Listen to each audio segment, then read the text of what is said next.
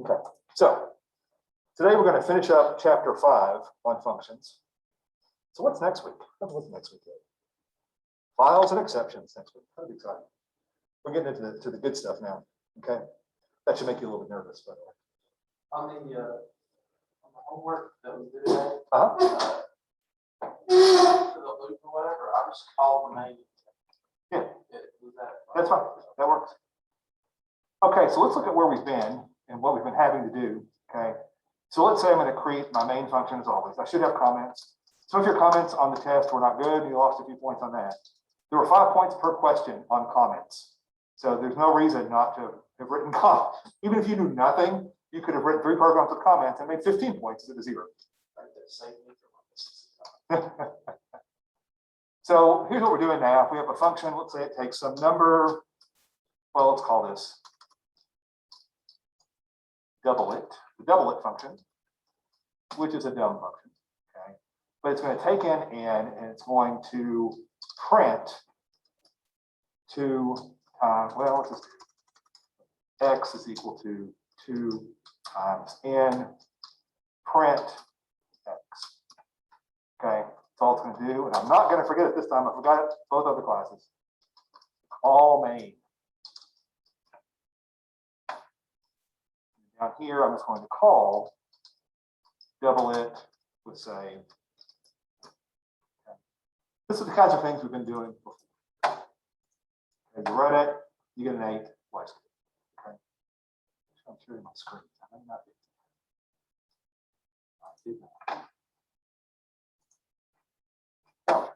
Okay. Anyway, so this is what we've done so far. This is the basic ideas, right? But the problem here, when I introduce functions, I've said that functions shouldn't print unless they only print. And this violates that, right? We've got this doublet function or any kind of mathematical function. And we're trying to do a print inside of that. That's limiting because your program may want to do something different with that print. And now you're not returning anything back. So we're going to add the ability to return something from our function. Okay. And to do that's pretty straightforward because Python being Python, it's pretty easy to do. To return something, the key word is return. Okay. What am I going to return? I'm going to return x. Okay.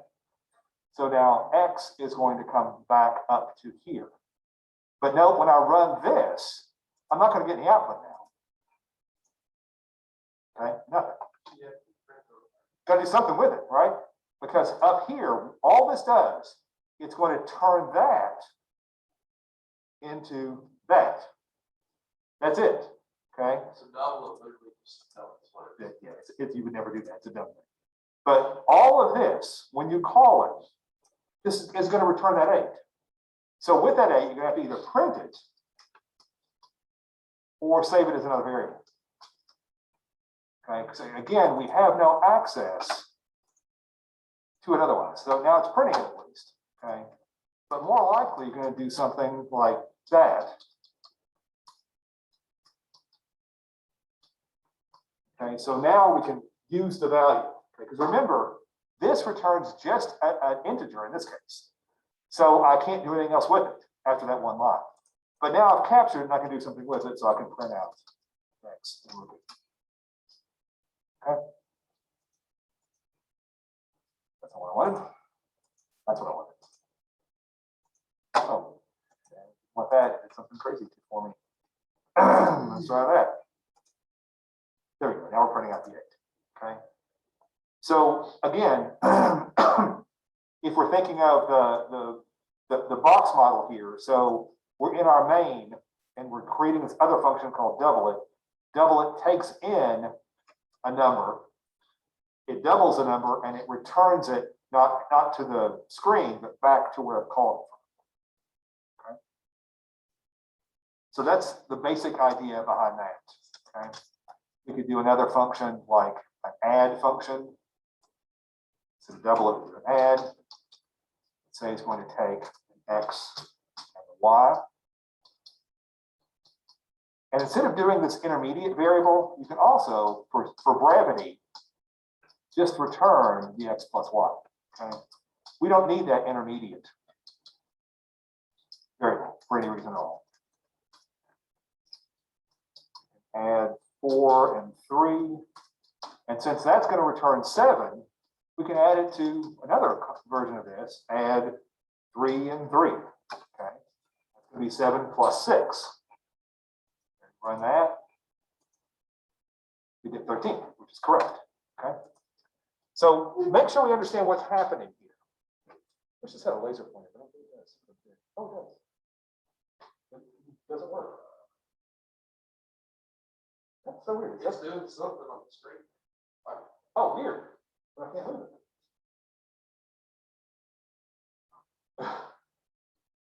There it is. I can move with that. That's really weird. Oh, okay. I've got like a little mouse to move it with, a little up and down. Okay, so again, we start, the first program that hits is down, first line that hits is down here. It goes to here, and it's going to give us that main bit of memory where it's going to create a space in memory, and it's going to label it X. And then when it gets to this line, it's going to fire up the add. So at this point, main's still sitting out there, it stops, and add pops up. Okay, adds 4 and 3, returns a 7, it goes away. So we're back to only having main right here. Add pops up again. Okay, so it's not, they're not all happening all at the same time, right? It's main, and then add, and then main, and then add, and then main to get us that result. Okay, make sense? Okay. I think one of the problems that new programmers have, and you may have struggled with some of the questions I've gotten seem to say this is the case. The problem is that it's hard to know what should you make a function and what shouldn't you make a function. Okay, and there's no one answer to it. But in general, your function should do one task. They should do it completely. They should return a value unless they're a print only. If you're printing out a menu, then you do all prints, and that's fine. But other things you're going to want to do that one task and not 2 tasks. Okay? And we'll see why later we can combine functions into modules. You want to make them as flexible as possible. Okay. So we're going to go through this in the spotlight on page 255. Okay. And with that one, it's basically some salesmen that have how much sales they have determine their commission. They can also get an advance on their pay. Okay. So we're going to keep our main stuff here. But if you look at the algorithm here on page 255, one is get the sales. 2 is going to be get advanced pay. 3 is going to be use sales to get commission. Okay. And then 4 is going to be calculate pay. Okay. And this is going to use the advanced payment. And then finally, I'm going to warn if payment is less than 0. Basically, if they take more in payment than they earn in commission, they're going to have to pay the company. Calculate pay using advanced payments? Yeah, that's going to be part of it. It's going to be using the sales. Actually, uses all three. So it's going to be using sales, the commission rate, and advance payments. I was just wondering, does on the screen show we can't see the things. Oh, the little. Oh, gotcha. There we go. Okay, that may be helpful. So basically, we can turn all of these into functions, right? We can have this get sales function, which doesn't take anything. Okay. We can have a get advance pay, which doesn't take anything. This could be our get com rate, which is going to take the sales that we calculate up there. Okay. And then we're going to calculate that payment and print out that stuff out in Main. So 4 and 5 are going to happen in Main. Okay? But 1, 2, and 3 are going to be their own things. Okay. So now we can start creating these. I'm going to differ from the book because my get sales, I'm going to take this opportunity to do the verification, which we always should. They don't do that. Okay. So we're going to start by saying sales is equal to int, int float, input, monthly sales. Okay, then I'm going to say while sales is less than 0, I guess it could be equal to 0. Now into the error state, we're going to say print tab error negative.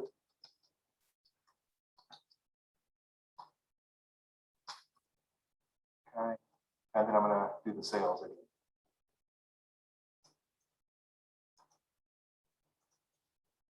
And again, one of the advantages here is that I've isolated all this, or I've taken it away from the main program.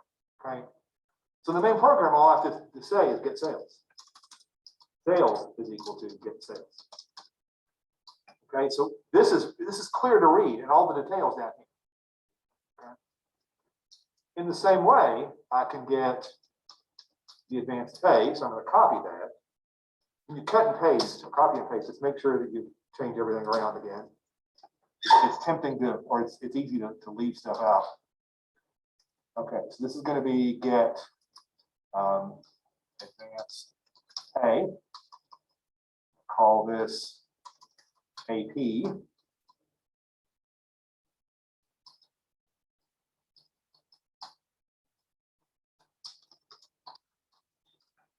Payments, okay. And then in this case, it can still be 0, but it can't be less than 0. So print must not be negative. Okay, but then again, I want to copy this one, not the other one. Paste it over top of that. Okay, so it's going to ask for that again. Okay, that's going to take care of that. Okay. So then up here, we can say that AP is equal to get pay. Okay. Oh, I've got a problem. I'm not returning anything in either one. So I have to calculate and I have to return sales down here. And down here, I have to return AP. I'll be happy if I didn't do that. Okay. So the next thing we need is the commission rate. So I can call get com rate. That's going to take sales as an input. Okay. Then I'm going to make an abbreviated version of all this stuff because it's pretty ugly. I'm going to say if sales is less than 10,000, then we're going to say, probably not, we're going to let the rate be equal to 0.10. Else if sales, and we have to make sure we put an equals there somewhere. If I just say greater than 1,000, then if it's equal 1,000, it wouldn't hit anything. Okay, so if it's greater than or equal to, sorry, 10,000, and sales is less than or equal to 14,999.99, now it's at the rate be equal to 0.12. There's a couple more conditions, but I'm just going to go to the else, forget about it. Let's say rate equal to 0.16. Okay. Then again, I need to return the rate. So up here, I can get the rate being equal to the get com rate, sending along the sales. And just so we're clear, sales up here points to a memory location in the main memory area. Sales down here points to a variable that initially has the same value, but then could change. That's in the get com rate section. So these aren't the same variables. So the changes made here don't reflect back here unless we return it with the return statement. Okay? So once we have this, we should be able to print out what we've got.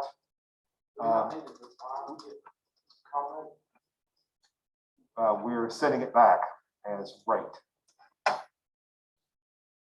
Okay. So we wouldn't need to define that function? It's defined. Oh, did I say not? Did I say def? That's what you meant. Yep, you're correct. I thought it was funny. Now I know why. Yes, we would. Okay. Well, just listen. And it matters because you got to look for those color changes. So pay is going to be equal to, I don't need this, but I'm going to put in the sales times the rate. I don't need the parentheses there, but I could, minus the advanced pay. And then we can print pay is, I want to format this. What I want to print is the pay. The format string is going to be a comma 0.2f for currency. Okay. So we got that. It should be good. Let's run this. There's a lot about running. I could have made some kind of mistake along the way. So let's say they're going to be in that first category of $9,000 in sales. They have no advance payments. The payment is at 10% of $900. Looks good. Okay. We can test that advance payment again by saying $9,000 in their sales. They should be getting back 900. So let's say they took 500 out early. They should be getting back 400, which is correct. One more time, you can test the other categories, but I feel good that they're going to work. We do a 9,000. Let's say that they take a $1,000 advance payment. Now they're negative 100. Okay, so that was the other thing we need to do. We need to warn them that that's the issue. Okay, so I can put it here. If pay is less than 0, print employee must reimburse. Okay. Just so it's clear what that negative number means. So now if I run this, I get $1,000. The pay is negative $100 and the employee must reimburse. Okay. You leave that. Again.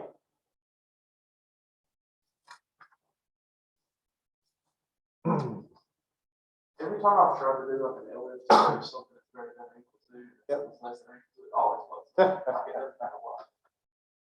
You again have to make sure that if it's less than 10,000, it goes here. If it's 10,000 or greater, it goes here. If you had just a greater than here, or equal to 10,000, it would hit the else, which is not what you want. Somebody, I forget which class it was in, on the density program, tested if it was greater than or if it was less than, not if it was equal. Or somebody else did all ifs, so it ended up in 2 different categories if they were equal, which is not good. Okay, questions on this? Okay. So it's this breakdown of the algorithm.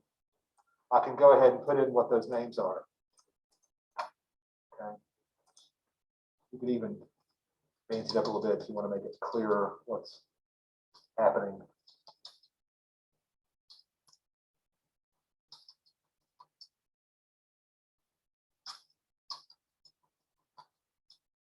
This is all the books. You need to copy this way. I just took a smaller version of that. Okay. So again, with this one, it's going to start at main. Main's going to pop up to get sales. When it's done, it's going to go back to main, and then do the advanced pay, and then back to main, then get com rate, then back to main for the calculation and the printing. Okay. Note that functions can return strings, they can return booleans, whatever you want. Okay. So let's real quick do an is even function. We've done that before. So I'm going to define is even. I'm going to take a number. Now I can say if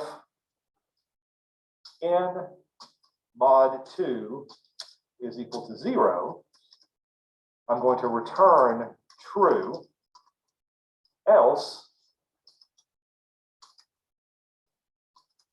I'm going to return false. Okay? You do the same thing for the prime, for any of those things, with asking a question. Okay? So now in the main program, I can say if is even 5, print even type, else print odd. So that is even 5 will either be a true or false. In this case, it will be a false. Okay, so like that way. And it says it's all, which is correct. Okay.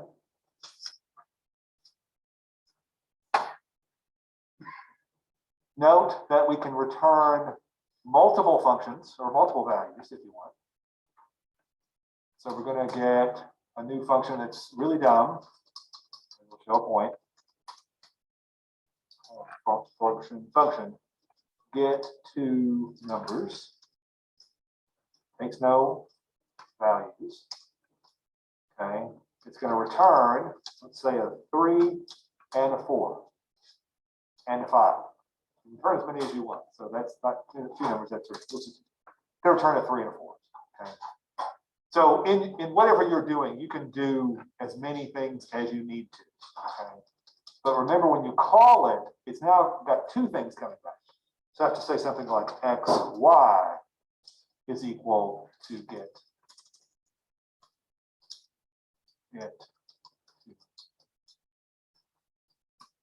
Okay, not print. And that should give us the 3 and the 4. Okay, so you can return as many things as you want. Okay. We also have, we've done the random library already. There's also a math library, so we can import math. And there's not too much to show. This starts on page 261, but there are examples on the next couple of pages. Okay. There are functions for like the square root, so I could say math.sqrt for 25, gives me that it's 5.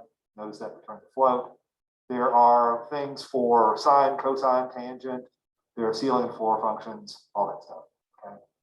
There's also a couple of constants, math.pi and math.e, if you need those in calculations. Again, you have to import math before you do that. We're going to see that again, because this next example is more useful, okay? And this, early on, I was saying that if you go to work someplace, they're most likely going to give you a library of functions that they're already made for you, okay? So this is how we would do that in Python, okay? So I'm going to create a circle module that's going to create some functions in relating to circle. So I'm going to need pi for that, because you can't do circles without pi. Okay. So this is a program I'm never going to run because it's going to have no functionality except defining functions. It doesn't call any functions at all. Okay. We're going to import it into another program. So I can define a function called area, for example. Math or math.pi? Math. We're going to use math.pi, but we have to import math first. Okay. So when we have our radius, the function, all it's going to do is going to return that math.pi times r squared. Okay. We have another function here, circumference, with some r. Return 2 times math.pi times r, 2 math r. or 2 pi r. Okay? That's all we're going to do. Okay? We need to test those somewhere. So before you would make this something you used, you would go ahead and put a def main in that would test it. Okay? But we're going to assume these are okay. But you do want to run it to make sure that they're not the syntax errors. When you run it, I'm going to call the circle. When you're doing these, you want to make sure that you keep them in the same directory as the files you're using. Okay? No, because there's not what's going to happen. Nope. Just some function definitions. Do another one here. We're going to call this a rectangle module. So we're going to collect some functions here. It's going to have again an area. This is going to take a length. I don't like L because L looks like 1. We'll call it length and width. Okay, so we're going to return length times width. Okay, easy enough. Another one on perimeter. Which is going to take again a length and a width. The book does width and length, which seems weird to me, but either one works. Okay, and this is going to return 2 times L times W. Sorry, 2 times L plus W. In this case, we need the parentheses. If not, the multiplication would happen first. It should be the length plus the width times 2. Okay, we have these. This is good. We can run this one. Now let's save it. Rectangle Y. Sorry, there. Okay. Okay. So now in our test program, we can import circle and we can import rectangle. Notice that the rectangle didn't import math because we don't have time for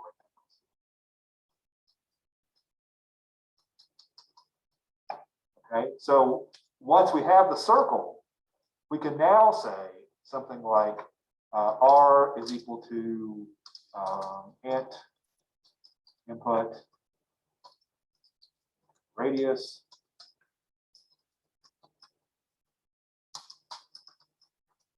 okay, and then we could print. We have to use the name of the library. In this case, we've got 2 areas, but we can do the circle.area here of R. Okay, you can also print the circle.circumference also of R. Okay. Both of those probably need a format because they're going to be ugly. So we're going to format circle area R to, let's say, 0.1f. Okay. Same thing down here.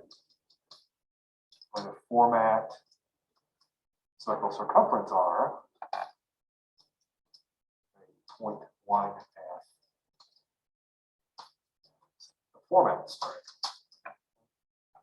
And now when we call this, it should know how to get to those. And the radius of 5, and you see that it gives us correctly what those answers are. Okay. And again, I can't just say area because area could refer to either rectangle or circle. So if I say circle.area, I've made it clear. Okay. We did the same thing with the rectangle for those examples. Okay. So you can combine any kinds of functions that you want into a module and then not have to document every one of the programs. Okay. Questions on this? Okay, last thing we're going to do is look at how we can, in the book, there's a more involved example with the circles and rectangles that does an example of a menu-driven program, which we've already done a couple of times, but if you want some more hints on how they do it, you can look at that one. That ends on page 268, so 267, 268. Okay.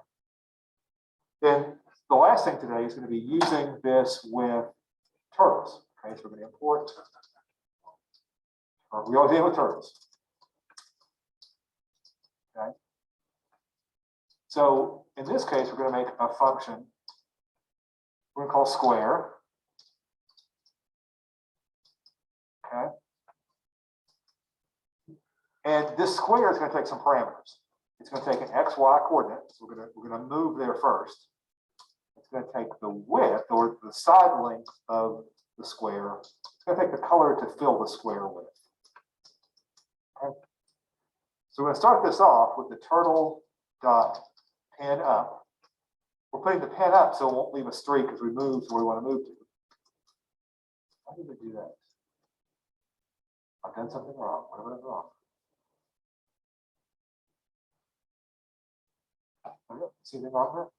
Well, you put the. Oh, that's what I did wrong. Yeah, turtle dot, we're not defining pen up, somebody else did that for us. Then we can do a turtle dot go to X and Y, which will take us to that location. We can do a turtle, and I'm on page 269. We do a turtle dot fill color equal to the color we're sending in. Okay. We can do a turtle dot pen down. We can lower the pen to start writing. Okay. We also do a turtle dot pen fill. Sorry, begin fill. You know, whenever I do turtles, I think of I always want to type Tuttle. Then I think of the Paul Tuttle and Paul Tuttle Jr. Did you guys watch that show? That built the motorcycles and yelled at each other. That was a stressful show. American Hot Rod? No, American Choppers. That's what it was. Yeah, anyway. For count and range then, so now we're to the point where we can start creating the sides. We're going to do 4 of those. Okay. We're going to do a turtle dot forward, the amount of width that we want. What do we input for that? Okay. And then do a turtle dot left. That'll pivot us around. Okay. And then at the end, we're going to do our turtle dot in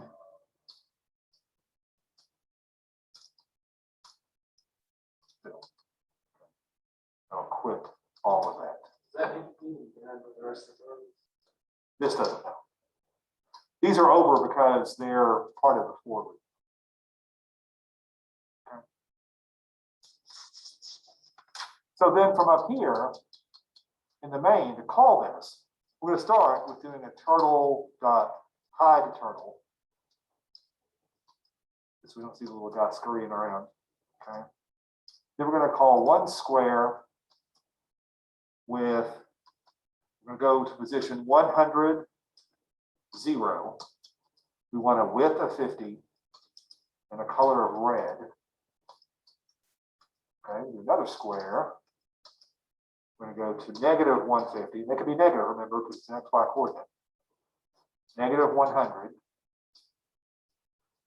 A width of 200 and a color of blue. One more square. Be negative 200.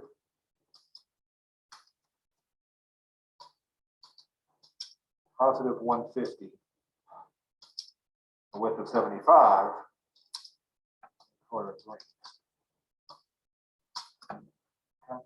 So you can see how much shorter this is, right? Because without this function, we'd have to have all that code 3 times. Now we just have it 1 time. Okay. In fact, we could even keep a module of turtle utilities that would have this in it. Okay. Run it, see if we got it right. There's 1. There's 2, and there's 3. Okay. So that is that. Did you do the fill? I didn't like your fill.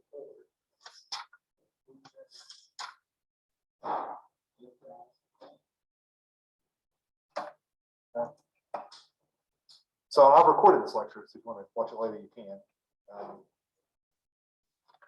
What else? So the homework this time is going to be 14, 16, and 20 at the end. It's a weekend, so you get 3. 14 is relatively straightforward. It's just a kinetic energy. There's a formula. You're going to send it. And remember on that one, on 14, and all of them, it's not a print function. So print back out in main. Okay. Get the input in main, unless you want to do the validation in a function. but the kinetic energy function should return a value that you print back. Okay. 16 is an odd even count. You're going to generate some random, or as we now know, pseudo-random numbers and see if they're even or odd. You'll implement the is even function that we talked about. Count those up. Okay. And then the last one is a random number guessing game. So that one, you're going to generate a random number and ask the user what the number is. When they guess, you're going to say either higher or lower until they get it right. Okay. The advanced option, if you so choose, you don't have to, is to keep track of how many guesses they make until they get it right. So just add a count. What's that? Add a count to it. Yes. There'll be a counter every time. Yep. One tip when you're doing guess which number games, when you're testing it, print out the answer so you don't have to guess until you really get the answer. That can be a while. Okay. There is a way to do that. What's your first, if I ask you a number from 1 to 100, what's your first guess? Nope. You shouldn't be.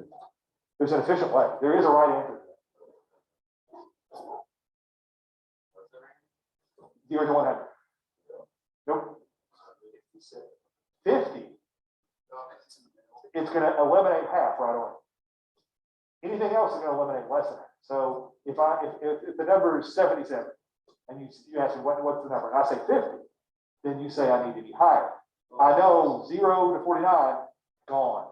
Don't have to care about it. Which means it shouldn't take all that many guesses to keep doing that. About 4 or 5 in my guess, even if you're unlucky. Okay. Any questions on any of that stuff?